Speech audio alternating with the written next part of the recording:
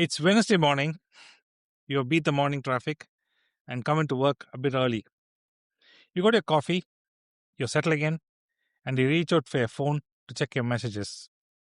The screen is dead black. You turn to your laptop. As it boots, a logo flashes across the screen. But it isn't the usual one. It's some strange logo, and then there's total darkness. In seconds, the silence of your office is shattered by a wave of panic. It's not just your desk, it's not just your building, it's happening across the country and 78 others. 56,000 employees' devices, all wiped clean in a single surgical strike. There is no ransom notes. No one is asking for money. There's nothing to negotiate. This isn't a digital haste. It's a digital execution. This is not a scene from a trailer for a new season of Mr. Robo. It's exactly what happened to Stryker Corporation on the 11th of March, 2026. Welcome to Secured by Design, the podcast where we explore how identity and wider cybersecurity shape the foundations of our digital world. I'm Santosh, and in each episode, I'll share insights and practical perspectives on how we can build security into every layer of technology and business. From identity governance and zero trust to the latest in cloud and compliance. Let's dive into what it takes to design security that lasts. Today, we are unpacking one of the most dramatic cyber attacks to hit a large corporation this decade.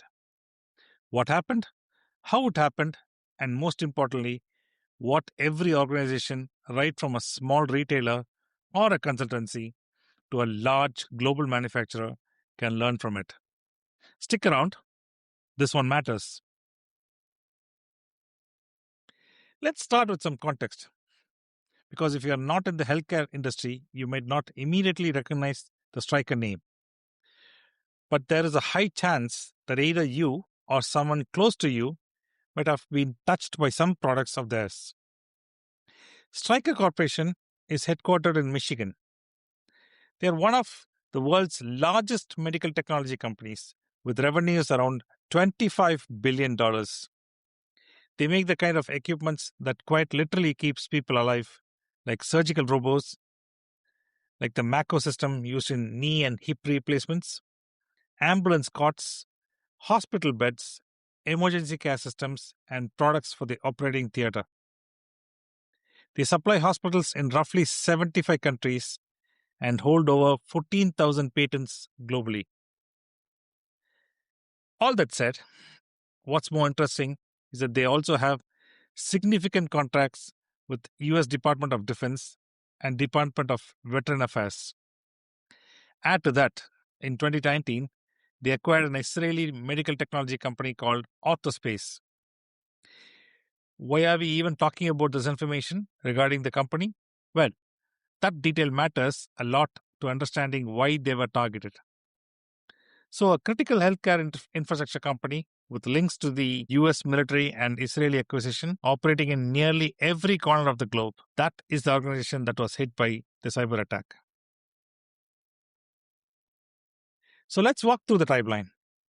The attack is understood to have started at around midnight Eastern Time on Wednesday, the 11th of March, 2026, which is around 5 a.m. UK time. The devices were all wiped by 3:30 Eastern Time or 8:30 UK time. So while most of us would have been asleep, devices across 79 countries were being erased. Later in the morning, Stryker identified what they described as a global network disruption to the Microsoft environment. Employees arriving at work at its major manufacturing and innovation hub in Cork, in Ireland, and turning on the device found their laptops and mobile phones completely non-functional. There was no corporate communication mechanism available. Employees had to resort to using text messages and WhatsApp chat to figure out what is happening. By afternoon UK time, almost all the 5,000 workers employed in the Cork facility were sent home as the network outage paralyzed operations.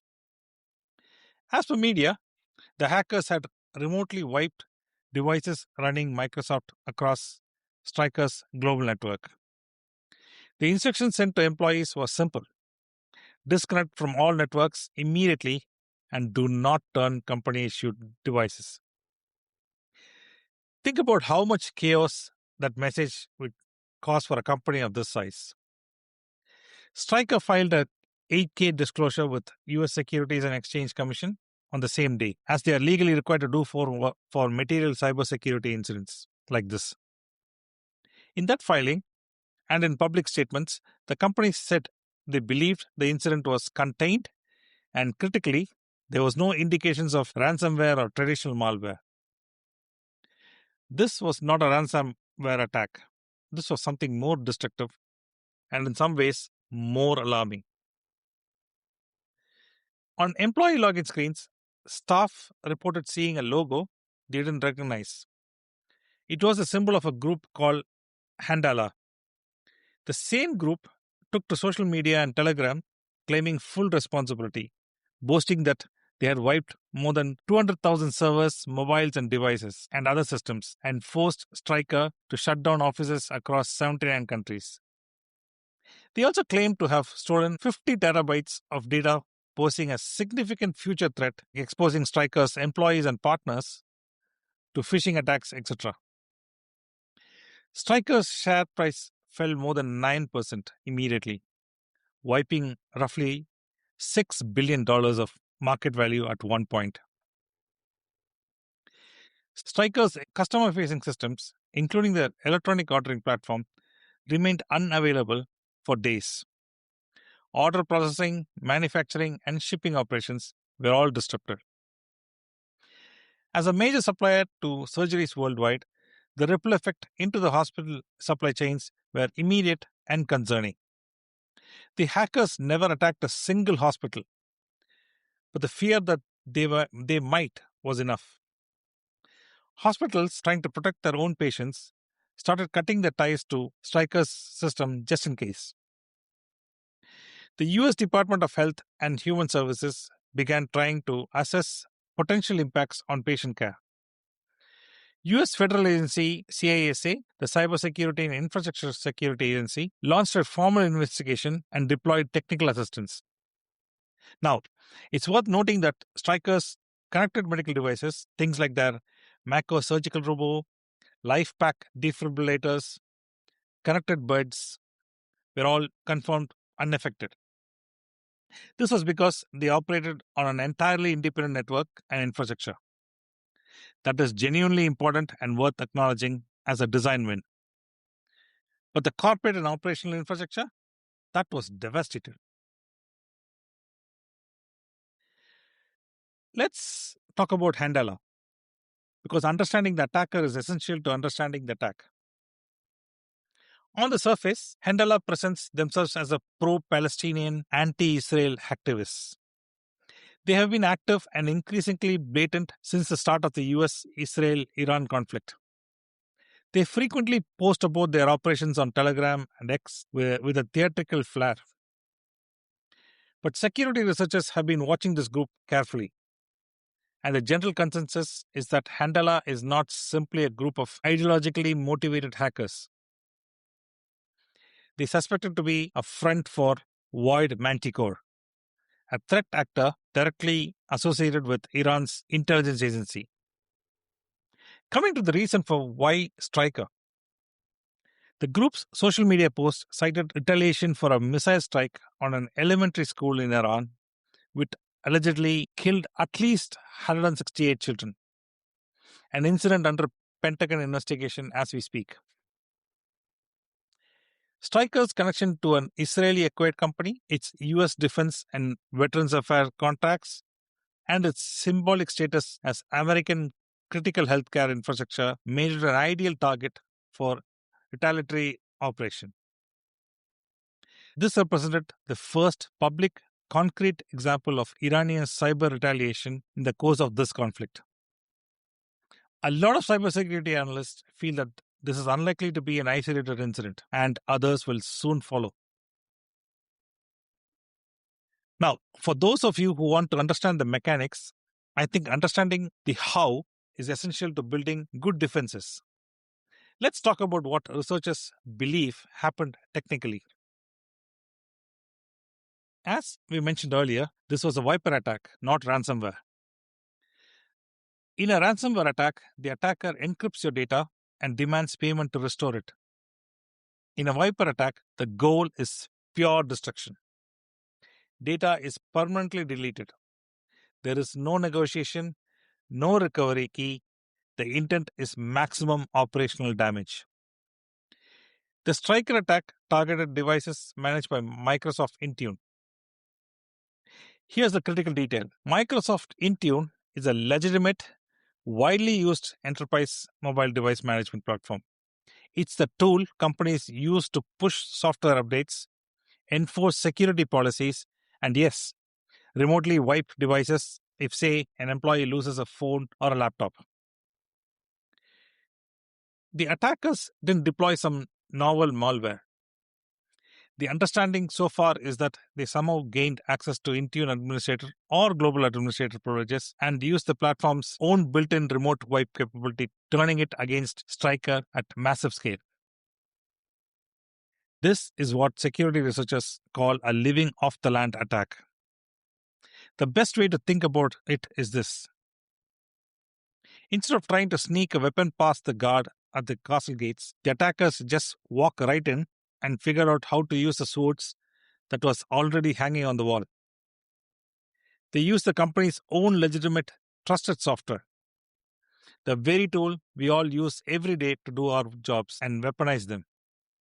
Because the tools were legitimate, it was impossible to see the attack coming until it was way, way too late. That's why Stryker could accurately say there was no indication of ransomware or malware. If you think about it, technically from a traditional detection standpoint, there wasn't. The attacker used legitimate administrative tooling. Before we jump into any conclusions, let me clarify firstly that this is not a vulnerability in Microsoft Intune per se. The product worked exactly as designed. The failure was in how privileged access to that product was controlled and monitored. And that is the lesson that should keep every IT and security leaders up at night. The collateral damage in this are the user's personal devices, where by creating a work profile in it to check their corporate emails or Teams on the go, these devices too came under the purview of Microsoft Intune. That meant when the wipe command was issued for all devices controlled by Intune, it did not distinguish between corporate and privately owned devices.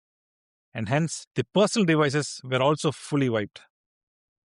As a result, those employees lost personal photos, private messages, eSIMs, and even the authenticator app that they could use for their own personal bank, email, etc. This attack became personal and incredibly destructive for them. How did the attackers get those admin credentials? That remains under active investigation as we speak. Phishing is the most common vector for credential theft. Supply chain compromise is another possibility. But what we know is that once they had the keys, they could use legitimate channels to wipe a globally distributed enterprise networks from the inside. Right. Let's go to what I think is the most important part of this conversation. What can organizations at every scale take away from what happened to Stryker? Lesson 1. Nation-state and state-linked actors target critical infrastructure for geopolitical reasons, not financial ones. Stryker wasn't attacked for money. The attack was designed to destroy, disrupt, and send a message. Traditional ransomware defenses, while necessary, are not sufficient against this threat model. If your risk assessment only prices in financially motivated criminals, you have a dangerous blind spot. With the current geopolitical instability the world is undergoing, organizations are increasing their exposure to nation states who seek to disrupt and destroy. Lesson 2. Your management tooling is a target. The very platforms you use to manage and secure your estate MDM systems, identity platform, cloud management consoles are extraordinarily high value targets for attackers. If an adversary gains admin access to your device management platform, they can do precisely what was done to Stryker. Issue a wipe command to every device in your fleet. The blast radius of a compromised admin account in an MDM system is enormous. This is not theoretical. It has now happened publicly at scale. Lesson number 3, I would say, privileged access management is non-negotiable. The attack almost certainly hinged on obtaining administrator-level credentials, whether through phishing, stolen credentials, or some other vector. Properly protected privileged accounts with multi-factor authentication, just-in-time access, and continuous monitoring would have raised their bar significantly. These are not exotic security controls. They are foundational. Lesson number 4. If you notice, network segmentation and architectural resilience saved Stryker's medical devices.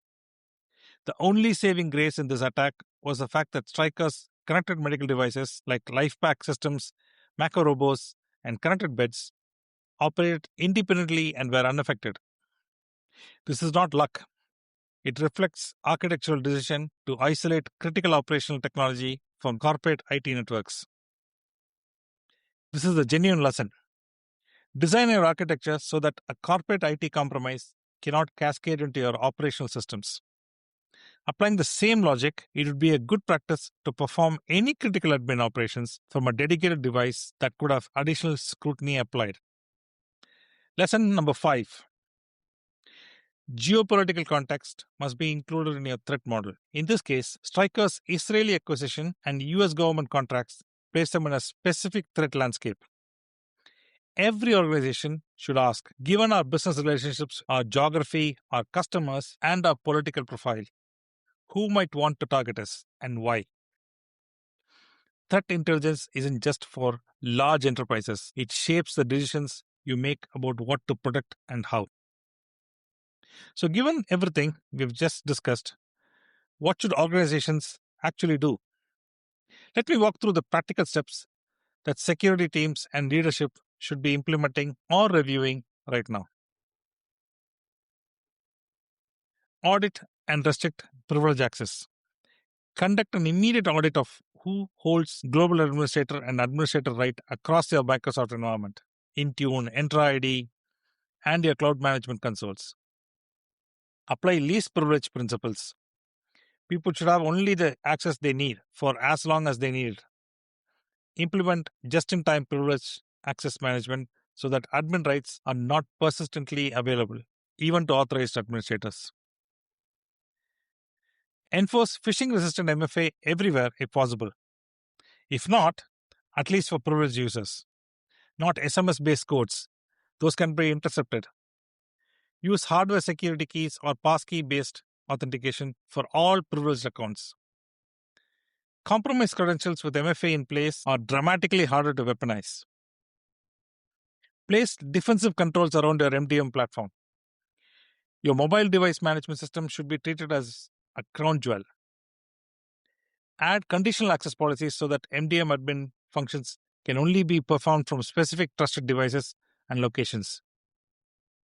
Set up anomaly detection so that bulk wipe commands or unusual administrative actions trigger immediate alerts and require secondary approval.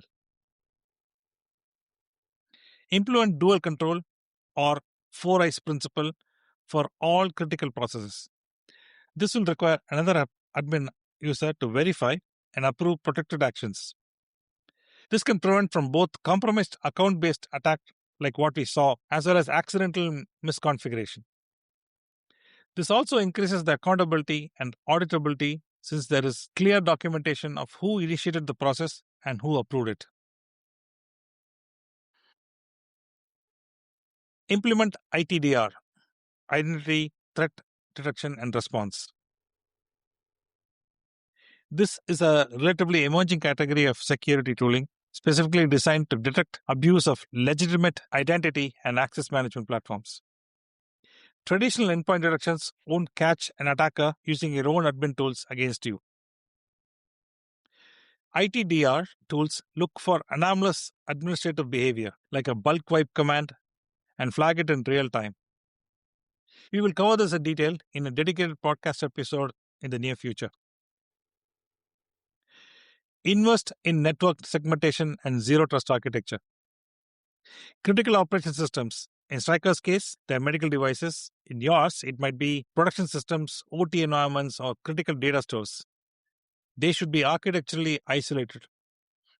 A zero trust model means that compromise of one segment does not automatically grant access to another. This is the principle that protected Stryker's devices. Maintain and test offline and immutable backups. A wiper attack destroys data. Your ability to recover depends entirely on your backup strategy. Backups must be offline or air-gapped, not reachable via the same administrative credentials that could be compromised. And they must be tested regularly. There's no point in having backups if you have not tested the backup, whether it works fine. Knowing you have backups and knowing they work are two different things. Run geopolitically informed threat intelligence. Subscribe to credible threat intelligence services that track nation-state and state-linked actors. If your organization has attributes like government contracts, ties to geopolitically sensitive countries, critical infrastructure status that might make you a target of ideologically or geopolitically motivated actors, your security posture needs to reflect that. Test your incident response and business continuity plans. To their credit, Stryker activated their cybersecurity response plan and engaged external advisors quickly. That matters, but the time to discover gaps in your business continuity plan is not during an incident. Run tabletop exercises, simulate a wiper attack, find out how long it actually takes to restore operations from backup. The answer might actually surprise you. The Stryker attack is a watershed moment. It represents a documented, confirmed, large-scale destructive cyber attack by an Iranian state-linked group against a major US healthcare and critical infrastructure company. It is the first of its kind in this conflict, and experts are already warning it will not be the last. What makes it particularly instructive is the attack vector. Not zero-day exploits, not sophisticated custom malware, but legitimate administrative tools turned against their own owners. The attackers didn't need to break down the front door. They found a key under the mat. The message for every organization, public or private, a small retailer or a FTSE 250 company, small charity or global enterprise, is this: the geopolitical threat landscape is now your threat landscape. State-linked actors have the means, the motive, and the patience to compromise your environment and wait. And when they choose to act, the results can be instantaneous and devastating. That said, the defenses against these are already available for us to implement. Privileged access management, phishing-resistant MFA, MDM controls, network segmentation, offline backups, threat intelligence, they are all foundations. Build them. Let me close with a question. The attackers who took down Stryker only needed to find out one way in, one open window, one stolen password. The most important question for all organizations right now is this: how many open windows do we have? We need to answer that, and we need to answer it today, because our ability to function depends on it. Thanks for listening to Secured by Design. If today's episode gave you something to think about, subscribe and follow on your favorite streaming platforms for more discussions on identity and cybersecurity. Please feel free to share it with your team. You can also connect with me on LinkedIn for updates and new episode releases. Until next time, stay secure, stay resilient, and stay secured by design.